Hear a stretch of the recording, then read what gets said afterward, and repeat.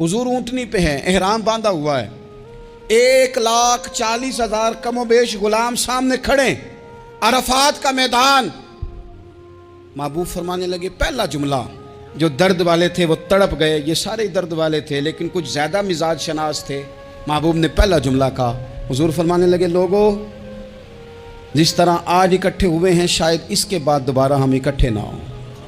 पहला ऐलान ही कर दिया कि ये तुम्हारे साथ जो आज खुतबा है ना, इसमें इशारा दे दिया कि दोबारा नहीं जमा होगे, अगला आज नहीं करना, बस ख़त्म हुई बात। ये आखिरी पहली बात ही हुजूर ने ये बयान की। अब वो इतने दिल नरम हो गए हुजूर की बात सुन के, आंखों में आंसू इस तरह आ गए, तबीयत का मिलान इतना बढ़ गया कि हर एक का दिल कशकोल बन गया। हर तरफ से आहें और सिसकियां हैं कि हुजूर के वो जुमले यूं सहाबा ले रहे थे, जब आपसे कोई कह दे कि भाई ये वक्त बस आखिरी मुलाकात का है, तो फिर उन्होंने वो तो हुजूर की हर बात ही तवज्जो से सुनते थे, पर यहाँ जो अंदाज बन गया वो अनोखा बन गया। फरमाया शायद दोबारा मुलाकात ना हो। फिर मेरे करीम महबूब सल्लल्लाहु ताला अलैहि वसल्लम ने फरमाया, जिस तरह तुम्हारे लिए ये शहर हुर्मत वाला है, मक्का हुर्मत वाला है ना, एक नेकी करो तो मक्के में 1,00,000 का सवाब, हरम मक्का में एक गुनाह करो तो वो भी 1,00,000 लिखा जाता है, हुर्मत वाला है, बड़ी इज्जत वाला है। फरमाया जिस तरह ये घर इज्जत वाला है काबा, जिस तरह ये शहर इज्जत वाला है, फरमाया जिस तरह आज का दिन हुर्मत वाला है। मुसलमानों, मैं तुम्हें बता के जा रहा हूं, तुम्हें समझा रहा हूं, इसी तरह मैंने तुम सब पर एक दूसरे के माल और इज्जत को हुर्मत वाला कर दिया है। और सहाबा को ना हुजूर ने पहले ये सबक पूरा हुजूर ने पूछा, ये भी ज़रा कमाल है, ये बुखारी मुस्लिम की हदीस है।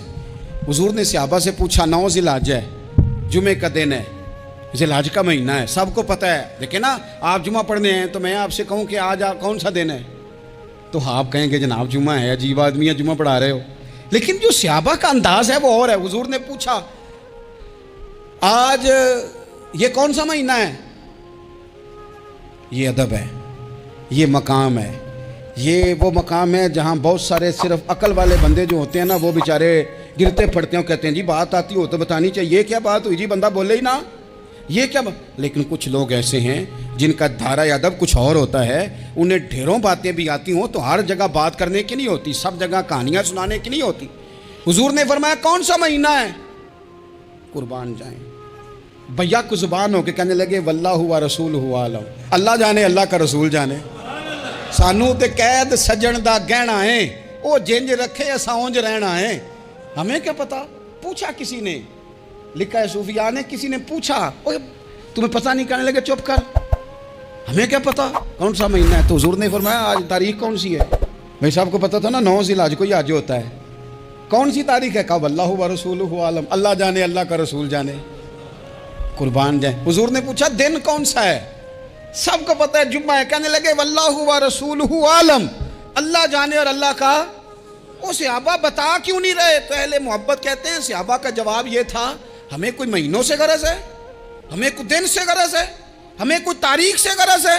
हाजियो आओ शहनशाह का रोजा देखो, काबा तो देख चुके, काबे का भी काबा देखो, हमें तो महबूब से गरज है। महीना था ज़िलहज का, अगर हुजूर कह देते ज़िलहज नहीं ज़ीक़ाद है तो हमने ज़ीक़ाद ही बना लेना था।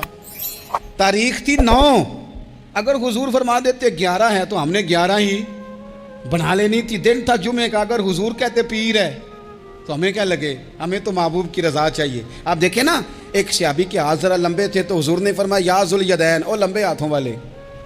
उनसे कोई पूछता नाम क्या है तो कहते मेरा नाम है 2 हाथों वाला। ओ भाई मेरे भी 2 हैं, तू क्यों 2 हाथों वाला, कहने लगे ये नहीं मुझे पता, मुझे नबी पाक ने कहा 2 हाथों वाला। तो ठीक हो गई, जो हुजूर ने नाम रख दिया।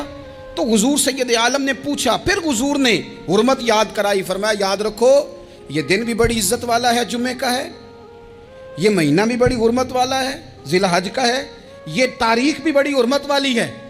लेकिन फरमाया जिस तरह इस दिन की, इस शहर की, इस महीने की तुमने इज्जत करनी है, इसी तरह एक दूसरे के माल का, एक दूसरे की इज्जत का तुमने पास करना। मुसलमान भाइयों, खुदारा ये हुजूर कह रहे हैं यार, नबी पाक ने काबा के सामने खड़े होकर फरमाया बैतुल्लाह तेरी बड़ी शान है, तेरा बड़ा मर्तबा है, लेकिन फरमाया मेरे मोमिन की इज्जत रब की नज़र में काबे से भी ज़्यादा है।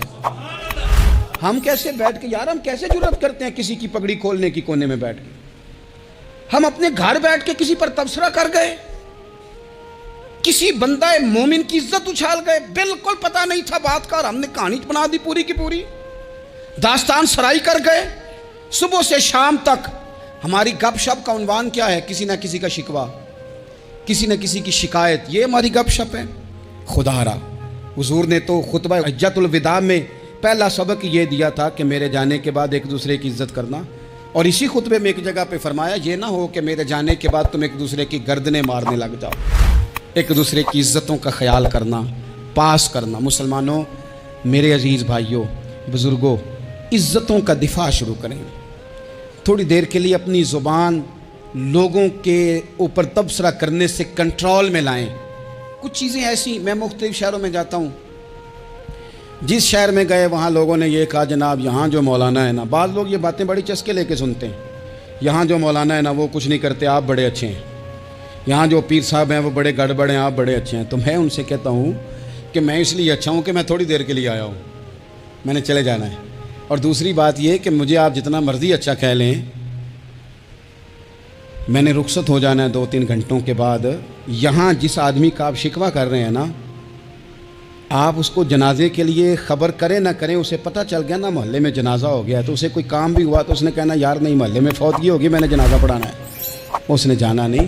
تو کمزوریاں تو سب جگہ ہوتی ہیں، لیکن ان کمزوریوں کی وجہ سے آپس میں بغض پیدا کر لیا جائے گا۔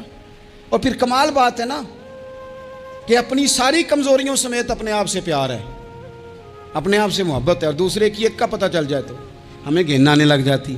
تو حضور نے خطبہ حجۃ الوداع کے موقع پر یہ بات ارشاد فرمائی۔ دوسرا حضور نے فرمایا لوگوں یاد رکھنا،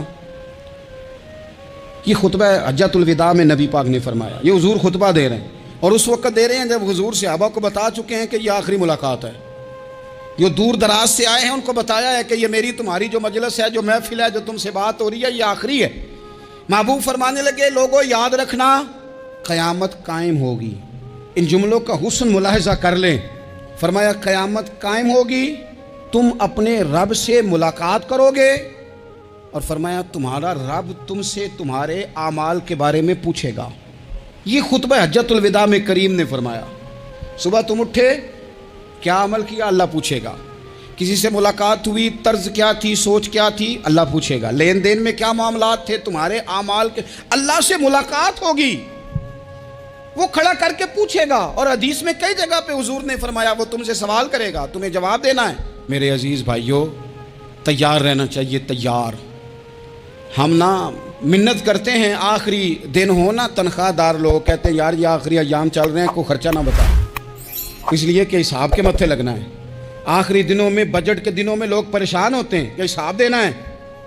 جب رب سے ملاقات کریں گے اور وہ حساب مانگے گا، کتنا مشکل کام ہے۔ اور ایک مقام پہ حضور نے فرمایا جس سے اللہ نے حساب مانگا وہ تو الجھ گیا، دعا کرو وہ حساب مانگے ہی نہ، بے حساب ہی بخشش فرما دے۔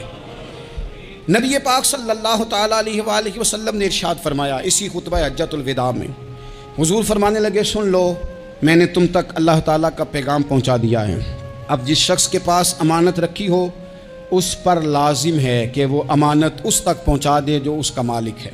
ہم بہت سارے لوگ ایسے ہوتے ہیں ہمارے پاس امانتیں ہوتی ہیں، کچھ بھی نہ ہو تو کچھ لوگوں کے راز کی امانت ہوتی ہے، کچھ بھی نہ ہو تو کچھ لوگوں کی باتیں ہم تک پہنچ جاتی ہیں، وہ راز ہوتا ہے، وہ امانت ہوتی ہے۔ مجلس کی گفتگو بھی امانت ہے، لیکن ہم امانتوں کا خیال نہیں کرتے، خیانت ہو جاتی ہے۔ بہت محتاط ہو کر اپنی زندگی میں امانتوں کا خیال کیا جائے۔ یا ایھا الذین آمنوا لا تخونوا اللہ والرسول وتخونوا اماناتکم وانتم تعلمون۔ اللہ فرماتے ہیں ایمان والو، نہ رب سے خیانت کرنا، نہ رب کے رسول سے خیانت کرنا، نہ آپس میں ایک دوسرے سے خیانت کرنا، جانتے بوجھتے ہوئے یہ کام نہ کرنا۔ وانتم تعلمون، جانتے ہو، تمہیں پتہ ہے۔ کبھی بھی بددیانتی کا مظاہرہ نہ کریں اپنی زندگی میں، کبھی بھی۔ اور یہ بھی یاد رکھ لیں، بچوں کو کیا پتا کہ ہمارا ابا حلال لا رہا ہے کہ حرام لا رہا ہے۔ آپ لا رہے ہیں نا، تو وہ تو بیچارے بھولے پن میں کھا رہے ہیں، تو حساب آپ نے دینا ہے۔ جنہ لی تو پاپ کمائے ہن کتھے نہیں ہو تیرے کر دے، بلا نا۔ تو بچوں کا تو یہ معاملہ ہے بھائی، اللہ ماشاءاللہ کہ وہ وقت پہ ہی، شادی کے 10-15 دن کے بعد ہی ان کو پیغام مل جاتا ہے کہ اگر ہمارا علیحدہ گھر ہو تو میں مرضی سے سجاؤں، تو میں مرضی سے سنواروں، تو میرا کوئی مطلب اپنا سلسلہ ہو، تو بڑے ٹائم پہ ساری باتیں شروع ہو جاتی ہیں۔ وہ تو معاملہ ہی بالکل اور ہے۔ تو بالکل کسی بھی امانت میں